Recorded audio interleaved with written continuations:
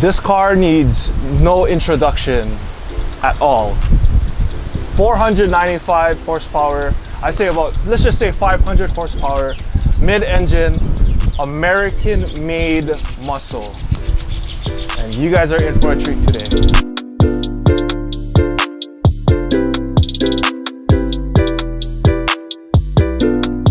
Welcome, brother. What's up, man? What's up? What's up? If you can go ahead, tell everybody your name, My name? where you from. My name is Jordan. Last name is spelled O-U-E. Don't try and pronounce it. I'm from Kaneohe, Hawaii, on the east side. All right, East Sider. So, go ahead. I'm not gonna say it because this car is something super special, but you tell everybody what we got here today. Okay, so this is my 2020 C8 Z51 package. It's actually one of the 5 on the island right now, I think. Was this the first one on the island? This was the first one to touch ground on the island. Ooh. I can say that. So I asked this to everybody. Why this car? I've always wanted a mid-engine setup. Always my dream car. Wanted to buy one before I got too old. You know, I've always wanted a Ferrari, a Lambo, like most kids growing up. But the one American muscle car that I did want just happened to be a Corvette. And then they announced it in August that it was going to be mid-engine. So we've talked for quite some time, and truth be told, the first time I saw this car, specifically this car, was in front of Detail Garage. And just so happened that they posted your car on Instagram, and I was hoping that they tagged you in it. Because I've been getting so many requests to be like, yo, if you can find a C8 Corvette in Hawaii, you gotta put that on Island Rides. So it was fate then. Yeah, fate, it was fate. See, fate, exactly. Fate. Yep, exactly. It was fate. Because I'm telling you, my friend, I had friends, they were like, yo, get that C8 Corvette. I was like, I don't know when they're coming in. You know, guys in the mainland back a few months ago, they were just receiving theirs. Right, yep. And then, you know, so when did you pick this one up? So this was picked up in April. My friend was actually working on the ship that it came in. So he texted me at 2 in the morning saying, hey, is this yours? Yeah. So that's how I know it was the first to touch ground, because he was the one that unloaded all of them off the ship. So. Oh, that's sick. Kind of explain briefly just what's the process when ordering the car? So I actually started ordering this, well, we start from when the allocation came out. Mm-hmm. After they announced it, Chevy said during the keynote that allocations were open. So I called my friend over at the dealership over at Servco, and I told him, yeah, I want one. You know, how do I get one? And he said, well, you're number 6 on the list. Oh, wow. So then the allocations opened up to all the dealerships. Mm-hmm. And then right around September, October, he called me to tell me, hey, we're ready to take your order. So they took my order in October. GM actually never really accepted until January, and then it got built in February.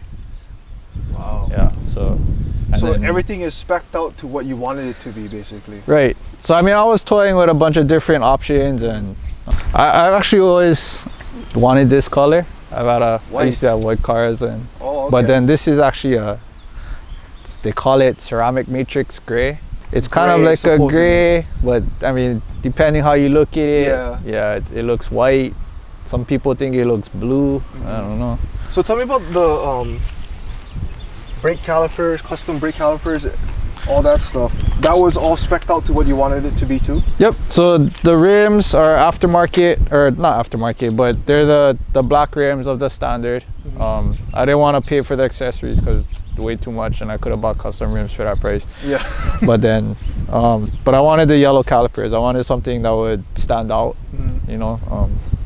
And then the Z51, that's how you know it's a Z51 package, is because the caliper has the Z51 decal on it. I mean, I was gonna buy a Porsche, and I was gonna make sure I had yellow calipers on that. So. Oh yeah, Porsches are known for that too. So. And I think they run the same tire, the Michelin Pilot Sports. I think so. I know you mentioned before that they left a little Easter eggs with the car. Right. Yeah. So what are the supposedly Easter eggs of the car? So there's there's the Corvette logo as the heater back here on the rear view windshield. Nice. There's a Zora head right here on the inside of the door. The Zora he's the guy that wanted Corvette to be mid-engine long time ago. So that's so they tribute it to him. Yeah, so that's a tribute to him, because he was the advocate for Corvette to be mid-engine for a really long time. It took them over 50 plus 60 years. Yeah, they finally did it, right? Yeah, everybody was begging them, and they finally did it.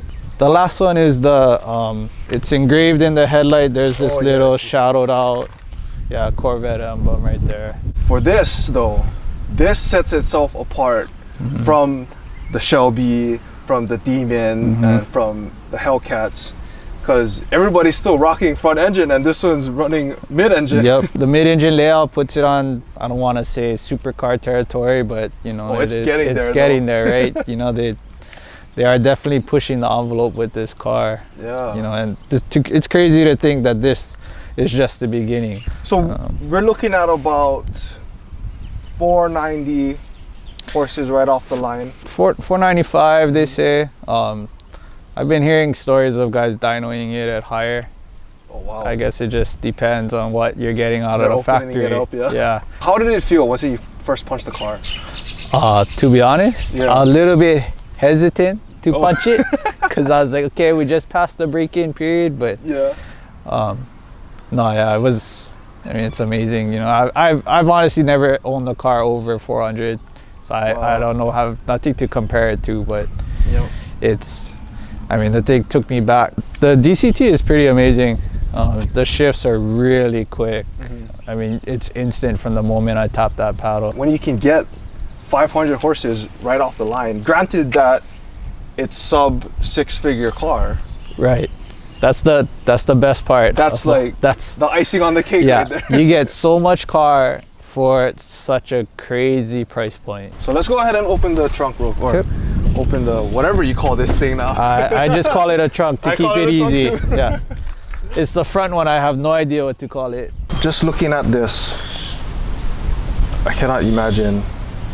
This is me being stupid, but if you was to take the trunk, the extra space, and say you wanted to put a bigger motor, you have so much real estate back here. It's actually fairly big. Right. Yeah, I took it golfing. You know, I can fit 2 golf bags back there. So, hey, that's the main thing for me. I can go golf still. Yeah. Right? This can be your grocery getter too. Groceries go in the front. Yep. Oh, in the front. Yeah, the groceries go in the front. Not in you got here. the chicken in the back. It's gonna be baked by the time you get home. It'll be cooked already. Just the way that they engineer this. Yes. You can definitely tell they put a lot of thought into this car. If you don't mind me asking, are you gonna keep this as is, or are you ever gonna mod it up? My plan is to keep it as is. I'm a mechanical engineer myself, so I really appreciate all the work that they put into doing this, all the engineering behind it, and like we talked about, the sheer fact that all that engineering went into this, and they selling the car for under 6 figures. That's true too.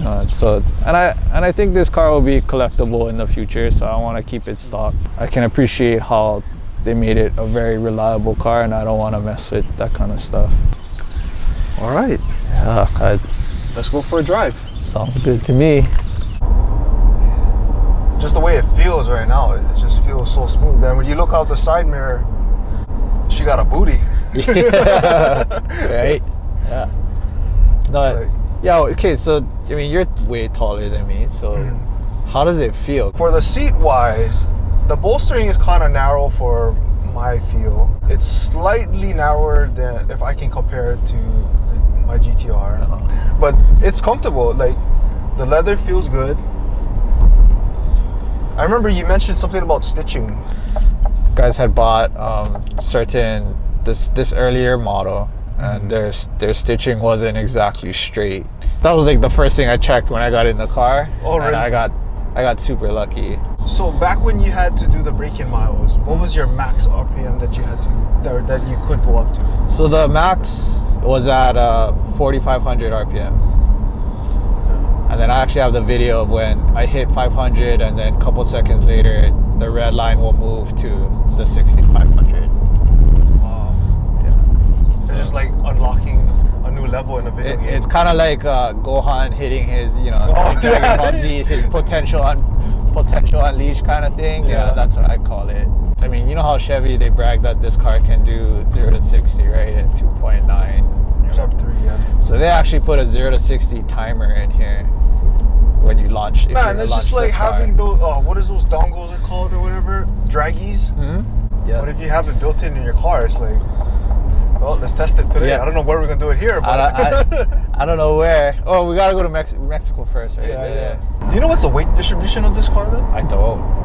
But I do know that if you do not follow the recommended mounting points, the car will fall off the rack. Wow. Because the weight is in the back. Yeah. Which tells me, most of it's back there. Like you saw, there's nothing in the front. Yeah, there's headlights and 2 radiators, that's it. I think the heaviest thing in the front is me sitting here.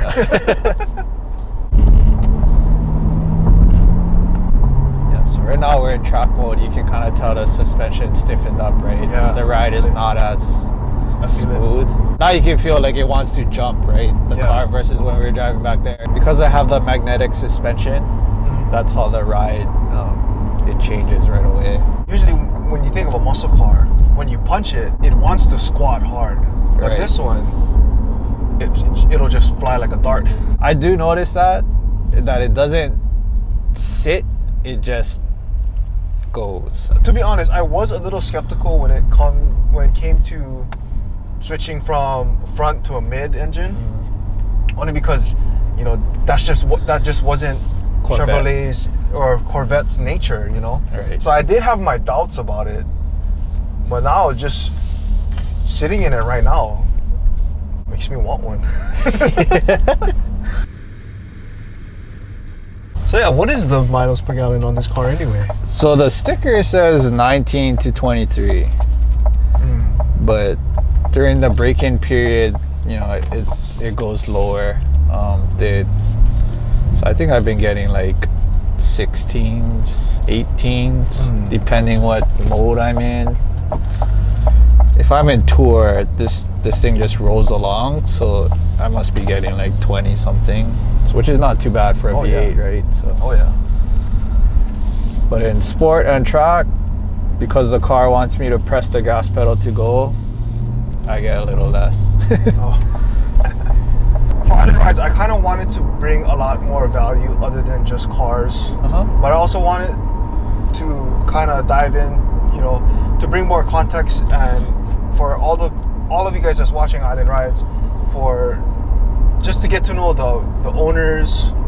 And so we kind of briefly talked about it earlier, but you said you're a coach. Yeah, so I'm a head coach for track and field over at Castle High School. Been the head coach now